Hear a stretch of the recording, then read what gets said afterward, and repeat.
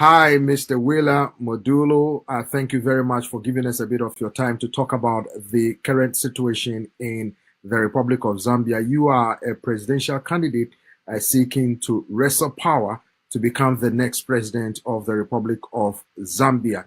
Let's look at Zambia as a whole because a few Zambians I have spoken with are expressing concern about the cost of living in the country. As a Zambian who wants to become the next president of Zambia, what is your take on the current situation of the cost of living in the Republic of Zambia?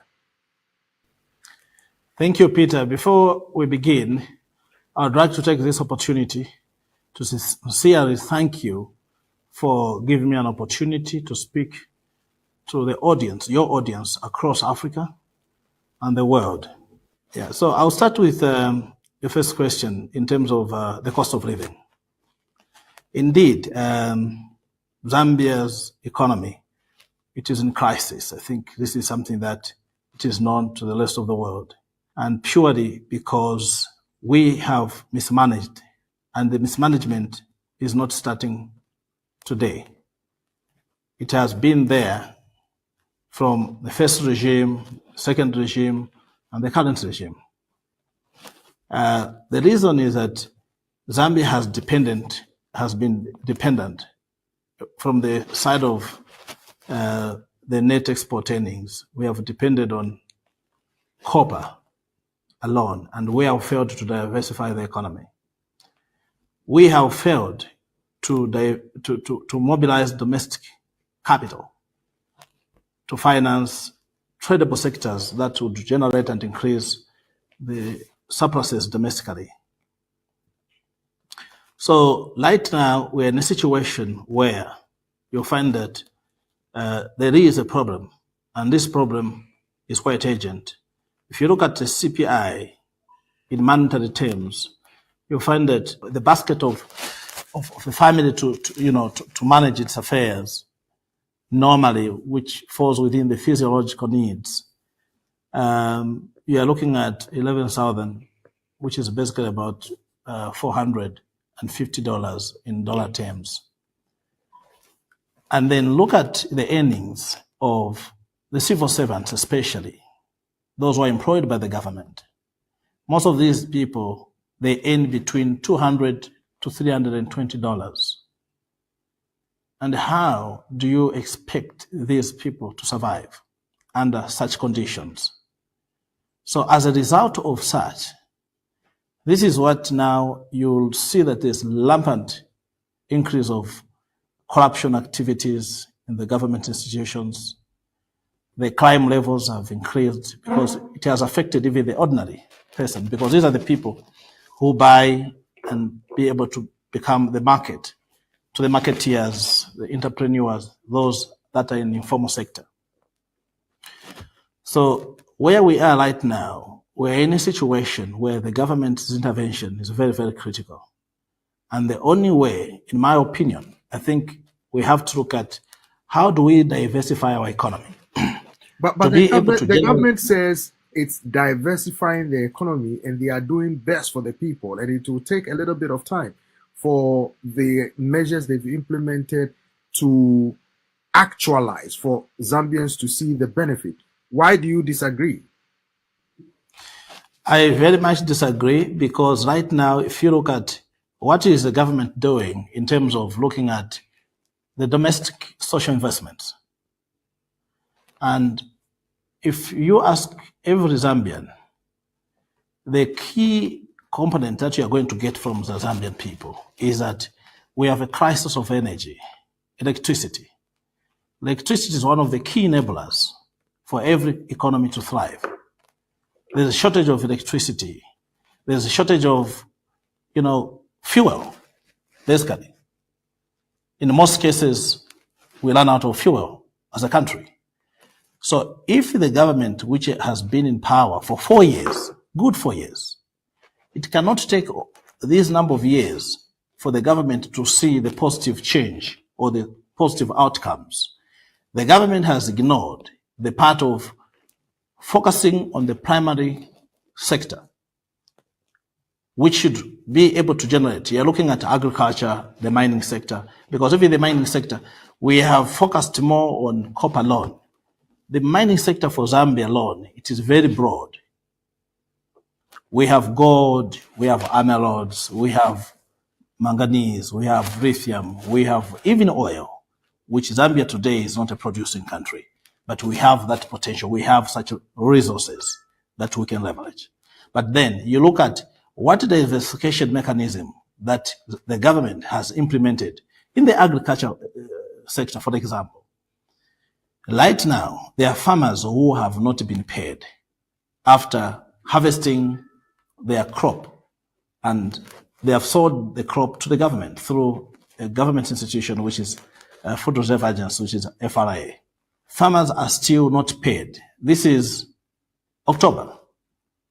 How do you then expect the farmers to start preparing for the next season? How do you then expect the farmers to have ample time to prepare in terms of getting the agro inputs, prepare to buy what they need, even tiering, preparing because mostly is manual farming where they have to use, a few people who have access to use tractors. The agriculture sector has not been mechanized. So you do not expect people to start preparing when they do not have access to disposable income. They do not have access to the actual money that they can invest in such type of initiatives. And in their own, because that is the mechanism how most of our people survive in Zambia. Zambians, they survive in agriculture. The main employer is agriculture, which is maybe, if I would exaggerate, I would say 60 to 65% of the people are employed in the agriculture sector. Talking about employment, the rate of youth unemployment in Zambia, the government said is working on it. They are working on it. They're trying to employ a lot of people. Critics say that the rate is astronomical and unsustainable. Where do you stand on that? Yeah, that's very true. Let me just build on what I was trying to make you understand and the general audience. Right now where we are, the agriculture sector has been neglected, which is the mother of employment in Zambia, because that is what provides employment to the informal sector. The government has failed. So if they had put a mechanism in place where they would mobilize resources, it is not like Zambia has no ability to mobilize resources from our domestic, resource. We do have that ability, but the government has neglected that.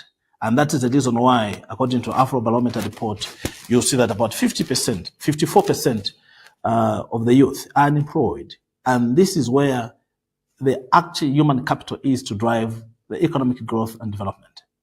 Now, if we have young people who are in the streets, we have young people who have come out of the universities and they have nothing to do. And some of these young people, they have got plans to do business, but they do not have access on how they can access capital.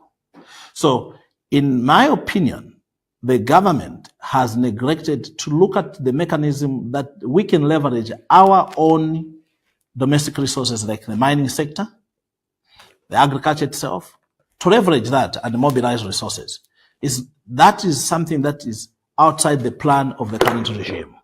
So we have issues which we have to look at. How do we bring in, a mechanism through the development financial institution, the development finance? We need development finance. And how do the government then mobilize development finance? It's by way of leveraging our own. And this is something that I would like also to make it very clear that my proposal and our plan, which we have to deal with these issues, is not something that is a rocket science or something that it is impossible. It is within So you mean you have a plan to resolve this challenge that a country faces? We do have the plan to diversify the economy, to mobilize enough resources to ensure that the young people get into employment. And when I say young people, does not mean that we are leaving out the rest of the Zambians. But we are saying the young people, they have the energy and the ability to drive the economy. And we have the plan to mobilize domestically resources, leveraging our own resources like the mining assets, where the government can actually embank on engaging on exploration, for example, exploring and coming up with, the measured reserves, which they understand to say, okay, that mine, this is what we have, and with a shelf life of maybe 50, 60 years. And in terms of value, this is what we have. Let us mobilize using the financial engineering that we can leverage our own domestic resource, and which I'm speaking from the real experience that I have engaged with the international community, companies that are the largest consumer in terms of copper, largest consumer in terms of gold, largest consumer in terms of emerald, largest consumer in terms of cobalt, largest consumer in terms of lithium. We have the ability where we can do forward contracts, leverage on this, get to the market, we discount the cash flows and mobilize sufficient finances that we need. And then we use these finances to diversify the economy. We make sure that we deploy more capital in human capital development, because we need a skilled workforce for us to deliver on most of the program, for us to implement most of the initiatives. But let me ask you this. Let me ask you this. Talking about that, some Zambians will say they've heard a lot of politicians and business people coming around proposing ideas, but then when they are voted for, they come into power, they fail to meet the aspirations of the people of Zambia. What makes you different? What makes me different is that I'm not coming with a promise. I'm coming with the actual program that I can say, okay, this is how I'm going to mobilize resources. I'm now confirming to you that using the current assets that the country has, for example, Mupani, the government needs to increase its shareholding position in that asset. We have KCM. The government needs to increase its shareholding position in that asset. The government needs to immediately look at what available assets do we have in the mining sector itself, because you need to leverage one particular sector to unlock opportunities across various other sectors. And what I mean is that we can get one asset. Even the government, they can go into exploration. They do exploration, come up with a new asset. Zambia has got minerals everywhere. Get one asset with the measured reserves, with a report that confirms the in-ground reserves, and that we can generate a financial instrument on that. And we discount cash flows, which we can bring it maybe from 30 years cash flows to bring it to now. We discount the cash flows, mobilize the billions that we need. And from there, we can now establish a sovereign wealth fund. We can deploy capital into the energy generation itself, which is very critical right now. There's road shedding all over, and how do you expect the industry to survive? We cannot.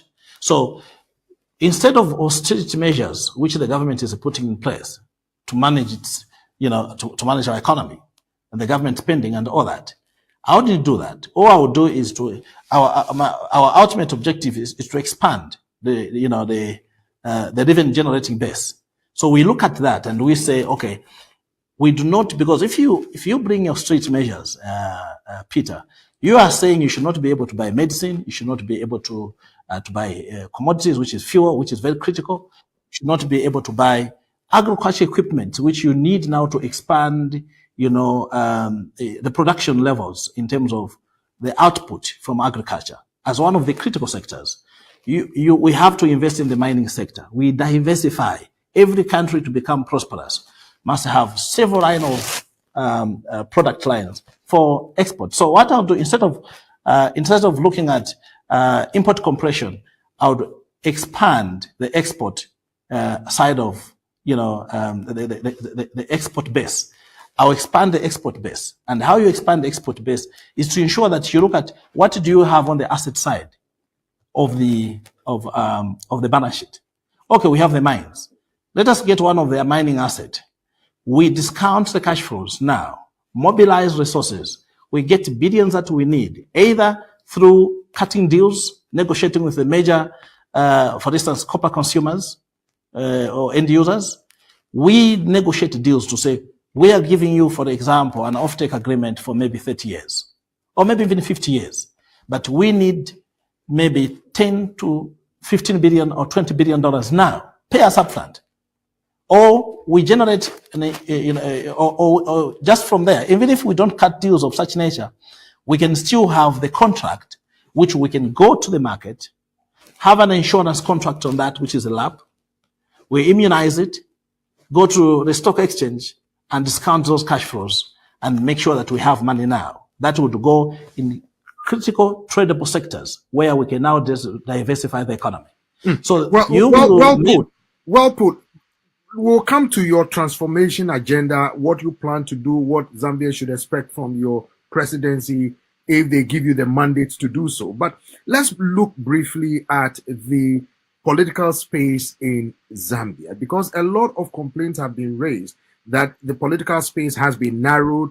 Opposition political parties are not being allowed freely to campaign as enshrined in the Zambian constitution. But the government has sharply denied that the political space is open and that the police are acting independently to ensure that the territorial integrity of Zambia is protected, as well as ensuring rule of law and order is maintained across Zambia. Where do you stand on the political space in Zambia currently? Peter, before I answer that question, maybe I might have been long-winded in the way that I was presenting on the youth employment and all that, and the opportunity. Let me conclude that and then answer on the democratic erosion that we are facing in the country right now. So the parting shots on that particular, the first question asked me on what makes me different. We will be able to finance entrepreneurs, provide capital through development finance. We are going to have a network of development financial institutions that will finance every sector, and the young people are a priority. We'll ensure that we provide for the marketeers. So that is not a promise. It is on the basis of the economic imperatives and the mechanism that we have to implement immediately that is on the pedestal of diversification. We have spent a lot of time to look at what will be our diversification strategy and what do we need to do in order for us to achieve diversification. So that we have in place. Now, I'll come to the democratic erosion that we are facing right now. One will be lying to you, Peter, to say Zambia is right now has all the freedoms. The freedom of speech, even the freedom of movement, has been taken away from the Zambians. Democracy that is spoken and not exercised is two different things. Yes, the current government is speaking democracy, but are they exercising that democracy that they are preaching? They are not. There's a lot of democratic erosion, and I will basically give you a very simple example. All the young people, even others who have come out to speak their mind, try to advise the government, they are charged with seditious charges. There are people who are in prison today, not because they committed a real crime. The judiciary has been compromised, one way or the other. There are people like Honorable Nixon Chilangwa, who is in prison today without an explanation. Some of us who are professionals, when we try to give it an independent opinion, to look into the matter, we do not find a basis on which he was convicted. He is not the only person. We have Honorable Ronald Chitotela, who is in prison today. If we critically look at the statements from the witnesses, you look at the whole, sequence of events of what transpired, you fail to find the puzzle that would constitute a conviction, which could constitute prima facie evidence that would lead to conviction. That has been a challenge. So no one is able to speak freely. People are now speaking in corners, in their own houses. They cannot be heard. We have the cyber crime. We have volume 4 and 5, which was recently enacted. If you look at some of the provisions of some of these laws that have been implemented now, they are not defined. So the government can easily fill in anything to say, this is what we have done. It's no longer a joke. Zambians, they live in fear today. There are people who are my fellow Zambians. These are prominent Zambians who are in diaspora today, not because they want to be outside the country, but they have been exiled purely because of the injustice that we are facing as a country. We have failed to come to terms with the current situation. And that's the reason why I'm stepping forward, that someone has to step forward to ensure that this injustice comes to an end. And this is my appeal even to the international community, that one way or the other, wherever you are affected. We are appealing to the international community that they have to be part of the process of dealing with the issues that Zambia is facing today in terms of democracy. Because democracy, it is a universal need. It is a universal requirement. It is not a negotiated requirement. It is a mandatory need that needs to be upheld. We are the part of the family of the international community. So we have to make sure that Zambians are protected. The current regime does not protect Zambians. They have weaponized, the law to work in their own favor and not in the favor of the public. So right now, yes, I'll confirm it to you that there's serious democratic issues which we have. The current regime is speaking of democracy, but they are not exercising it. And this is something that we have to deal with. Well put. Let me ask you about what you say is your transformation agenda. What does that mean? What should the people of Zambia expect from you when or if they decide that we will give you the mandate to become the next president of Zambia? What is this transformation agenda that you seek to implement in Zambia once given the nod? Yeah, thank you, Peter. Our transformation agenda, because I'm working with others who are part of this journey. This is not something that Mudolo is rising today and think of transforming the country. I've been working on this particular program for close to 2 decades. What has been the ultimate objective was not just to think of getting into leadership. I think that is a common problem that we have as a continent, where our leaders, the reason why Africa is viewed as poor today, not because it is poor, it is poor leadership. That is the problem that we have. I've spent time to get to understand. I'll focus more on Zambia because that is why we are discussing this now. I and my colleagues, we took it upon ourselves to say, let us understand. I gave myself time to understand, to look at what transpired from the time that we gained independence.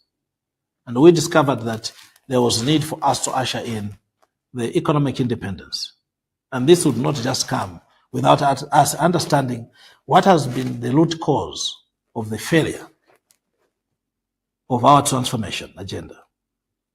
And what we discovered is very simple, that our leaders have never come into power with a plan, but they come with a very conventional mechanism which they believe that when you get into office, ushered in as a president, then you can change things. And it will never work like that. So one has to do their own homework. We have done our own homework. I have understood what the actual transformation needs to be done. I've reviewed our economy. We will be focusing on the primary sector reforms, where we started generating surpluses, domestic surpluses first. We have focused over the years, we have more focused on external resource mobilization, which the resources mobilized externally have also not been invested into the actual programs, which is supposed to be the programs that deals with the social investments and also making sure that the outcomes or the returns of such type of resources is seen by the economic activities itself, by the level of economic activities. So our programs of our transformation agenda is to make sure that we capacitate the domestic market, our people to start generating surpluses and creating jobs through financing entrepreneurs, the small businesses who transition. We will make sure that the major assets, especially in the mining sector, will be controlled, majority controlled. Not that we are not going to work with the private sector, will be majority controlled by the government, so to ensure that the wealth of the country fairly gets to the people.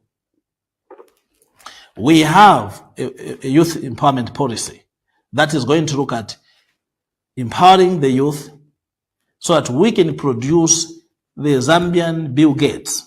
We can produce the Zambian Elon Musk. We support the young people to begin to produce. And those that needs to work, we integrate them into the industry immediately coming out of the university. We will redefine. There are institutions that are going to be formed, especially the development finance institutions, which we will bring expertise. And some of the expertise that we will need for Zambia's transformation are expertise which is already, which some of our Zambians in diaspora, they have that capability to come and drive these institutions, but they have not been given an opportunity to do so. Where we see that we do not have the skills, we will hire people with expertise to come and help us and train our local people to integrate into such skills, framework, and so that we can develop our local capacity. So that is something that we are going to do. We will ensure that the people in the villages, on the social investment side, they must have access to quality health, education. Even those who have never been to school, we will integrate them into the supply chain. We will teach through tacit learning. People get to learn to say, this is how, you can manufacture a suit, for example. So we will integrate them, especially in the agriculture sector. We will make sure that we engage those that have been to school. We give them the capacity, especially like marketeers, the social investments to make sure that they are able to survive and look after their families well. Then we are going to look at the high impact investments, where we look at now those that can drive the critical programs that we will generate surpluses domestically. So we'll look at, on the lower end, those that we need just to keep them there, because for the country to survive, you can't only just finance entrepreneurs who are going to look at the high impact investments. We have also to look at what of those marketeers who needs to survive. What of those marketeers who have been there? We cannot neglect them. So we have to make sure that we generate enough resources for these marketeers. They are funded, men and women, they are funded. And then we look at entrepreneurs to say, okay, how many students do we get out of the university graduating every year? Some of these people, Peter, if you speak to them, they come out of the university with business initiatives. We have Zambians, I think you know that a lot of them, they have left Zambia to go and study overseas. They have been exposed to the international corridors, the international markets. They understand that there is innovative way of managing the economy. So this is the issue which we have to deal with, because if you look at, you speak to some of our elders who have been in the system for years, they will tell you that Zambia cannot mobilize $20 billion. They'll tell you Zambia cannot mobilize $30 billion because they do not believe in that. They have no exposure. And the only way you do is to create a parallel financing mechanism which is independent. That is why we integrate these young people coming out of the university. We train them to understand. If you go and say you will hire the commercial bankers who know the conventional way of banking, they will import or copy and paste their risk metrics to bring it into the development financing. So they cannot, these are people who are not going to, because they believe they cannot mobilize billions. They believe in a way of doing things. So we will usher in a parallel structure that will finance, the new transformation strategy, industrialization framework, where we look at manufacturing, the agriculture, industrializing agriculture, make sure that all the provinces across they have. So in tourism itself, We make sure that we look at tourism, we look at logistics, because at the end of the day, if we increase, for instance, the production of copper, where we produce more tons of copper, these tons of copper must get to the sea for it to be exported to international markets. So we have to look at the efficient transport mechanism that addresses logistic issues. So we will deal with that. That is one thing that we have looked at. We will make sure that we generate enough electricity, which is a problem now. How do we do that? We will mobilize resources domestically, as I mentioned, that we will leverage one of our sectors, which is the mining sector, to mobilize more resources, and then we diversify across various sectors. Then after that, we will now look at a completely redefining a new finance, the finance reform sector, the finance sector reforms. And we make sure that now looks at the independence of central bank, very, very critical. We have to look at a credible monetary policy. We have to look at a credible fiscal policy. In our fiscal policy, we are not going to look at austerity measures, reducing the government spending. No, what we'll do, we expand the export base. That's what we'll do. To expand an export base, because we cannot reduce the government spending. We need to spend more money, but the money that we spend must go to the actual programs, not in politicians' pockets through corruption, where it ends up being in Europe somewhere, somewhere where they're hiding it. So we will make sure that we also remunerate the civil service so that we can have a very efficient civil service. We will train our people. So we invest in the human capital development. That is very, very critical for us. Health sector and all that. So we will ensure that we have a mechanism that ensure that our fiscal policy is very credible. We ensure that we have a credible monetary policy.